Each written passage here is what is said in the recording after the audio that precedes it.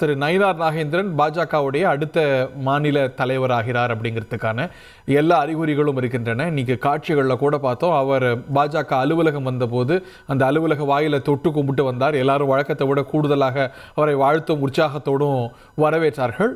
பாஜகவுடைய முன்னணி நிர்வாகிகள்லாம் தலைமையகம் வந்திருக்கிறாங்க. திரு அண்ணாமலை, எல் முருகன் உட்பட. இன்னும் சற்று நேரத்தில் விருப்ப மனு பெறப்படும். அநேகமாக திரு நயினார் நாகேந்திரன் மட்டுமே விருப்ப மனு கொடுப்பார் என்றும், அவர் போட்டியின்றி தேர்வாவார் என்றும் அப்படின்னு தெரிகிறது. காரணம் என்னவென்றால், இன்னொரு பக்கம் திரு அமித்ஷா ஐடிசி கிராண்ட் சோலா ஹோட்டலில் இருக்கிறார். அவரோடு காலை முதலே பிரயாணித்த முக்கிய நிர்வாகிகளான தற்போதைய தலைவர் திரு அண்ணாமலையும் முருகனும் கூட தலைமையகம் வந்திருக்கிறார்கள்.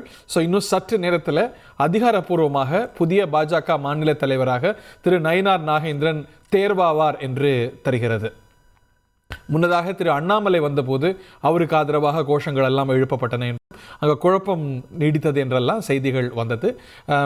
அடுத்த பாஜக மாநில தலைவர் யார் அப்படிங்கிற கேள்வி கடந்த சில மாதங்களாகவே இருந்து வருகிறது. ஏனென்றால் அண்ணாமலையுடைய பதவிக்காலம் என்பது அலுவல் பூர்வமாக முடிந்துவிட்டது. அவர் மீண்டும் நீடிக்க மாட்டார் அப்படிங்கிற மாதிரியான செய்திகள் தொடர்ந்து நிலவ, சில நாட்களுக்கு முன்பாக அடுத்த தலைவருக்கான போட்டியில் நான் இல்லை என்று பத்திரிகையாளர் சந்திப்பில் அறிவித்தார்.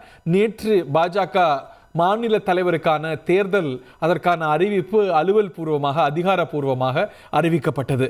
அதில் 10 ஆண்டுகள் தொடர்ச்சியாக இருக்கணும் அப்படிங்கிற வரிகள்லாம் இருந்தாலும் கூட, அதனால் நயினாருக்கு வாய்ப்பு இல்லையோ, அண்ணாமலை தொடர மாட்டாரோ அப்படின்லாம் சொல்லும்போது, விசாரிக்கும் போது இது வழக்கமான நடைமுறை, ஆனால் எல்லாத்துக்கும் விதிவிலக்குகள் உண்டு அப்படின்னு விளக்கம் கொடுக்கப்பட்டது. திரு நயினார் நாகேந்திரன் பாஜகவுடைய சட்டமன்ற குழு தலைவராகவும் தற்போது இருக்கிறார் என்பது குறிப்பிடத்தக்கது. கூட்டணி நோக்கி பாஜக செல்லக்கூடிய ஒரு சூழல்ல நயினார் நாகேந்திரன் அதிமுகவுக்கு ஏற்புடையவராக இருப்பார் என்றெல்லாம் பார்க்கப்படுகிறது.